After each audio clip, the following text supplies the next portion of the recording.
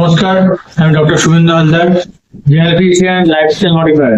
আজ আমি আপনাদের বলবো ঘরোয়া পদ্ধতি বা ড্রিঙ্কের নাম বলবো, যেটা করলে আপনারা শোয়ার আগে যদি খান তবে কিডনি পুরোপুরি বা ডিটক্স হয়ে যাবে, কিডনির স্বাস্থ্য ভালো থাকবে এবং কিডনি দীর্ঘস্থায়ী হবে। প্রথমে বলবো যে কিডনি আমাদের কি কারণে খারাপ হতে পারে। আমরা যে রেগুলার নুন খেয়ে থাকি, কাঁচা নুন, সেটার জন্য কিডনি খারাপ হতে পারে। এটার মধ্যে সোডিয়াম থাকে, সেটা আমাদের কিডনিকে ক্ষতি করে।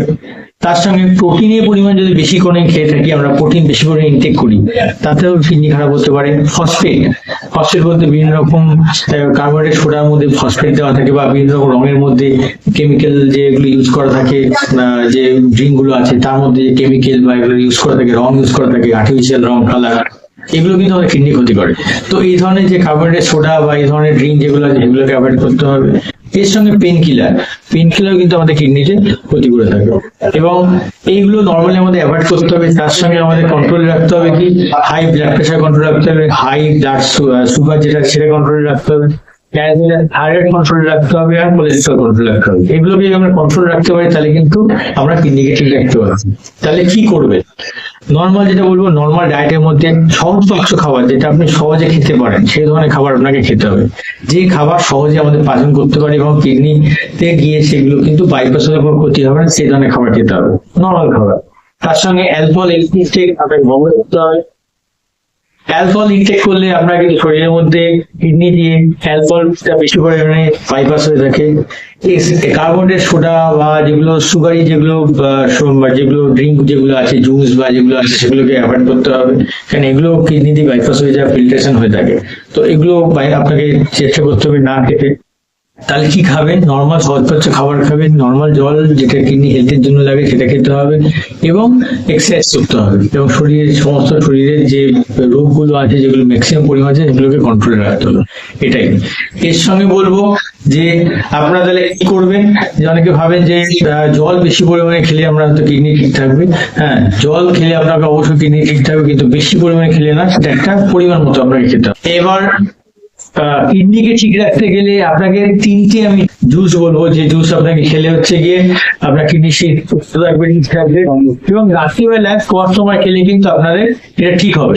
কারণ কি, আমরা যখন রাত্রিবেলা শুতে যাই তখন কিন্তু আমাদের কিডনি কিন্তু বেশি কাজ করে না, প্রায় 50% কাজ কিন্তু কমিয়ে দেয়, এবং এই কমিয়ে দেওয়ার কারণে আপনাদের রাত্রিবেলা দেখতে হবে এমন কিছু ড্রিঙ্ক খেতে, যেটা আপনার কিডনিকে ডিটক্স করবে এবং কিডনির স্বাস্থ্য ভালো রাখবে। সেটার মধ্যে প্রথমে যেটা বলবো সেটা হচ্ছে কি, প্লেন ওয়াটার, জল। এটা কিছুদিন আমরা খেতেই পারি।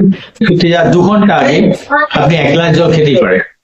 এই 1 গ্লাস জল আপনি যখন খেলে, তখন এটা আপনার কিন্তু শরীরকে, যে কিডনি সারাদিন ধরে যে পরিশ্রম করেছে, ডিটক্সিফিকেশন করেছে, সেই কিডনির মধ্যে যে নোংরা বা ময়লা জমে আছে, সেটা কিন্তু পরিষ্কার করতে সাহায্য করে। এটা অ্যাজ ওয়েল অ্যাজ শরীরকে হাইড্রেট রাখে, কিডনির স্বাস্থ্যকে ভালো রাখে, কিডনিকে হাইড্রেট।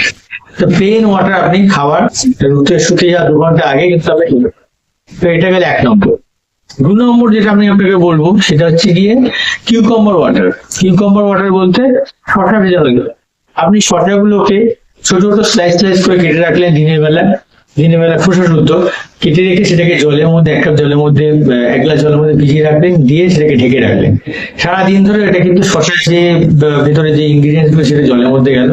এরপর রাতে শুতে যাওয়ার 2 ঘন্টা আগে আপনি ওটাকে ছেঁকে নিয়ে জলটা খেয়ে নিলেন। এবং এটা কি করবে, আপনার কিডনি সারাদিন ধরে যে কাজটা করলো, সেই কাজে স্ট্রেস যে তৈরি হলো, সেই স্ট্রেসটাকে কিন্তু এই যে শসা কিউকাম্বার ওয়াটার, সেটা কিন্তু এটাকে রক্ষা করবে তার থেকে, এবং স্ট্রেসটাকে দূরীভূত করবে।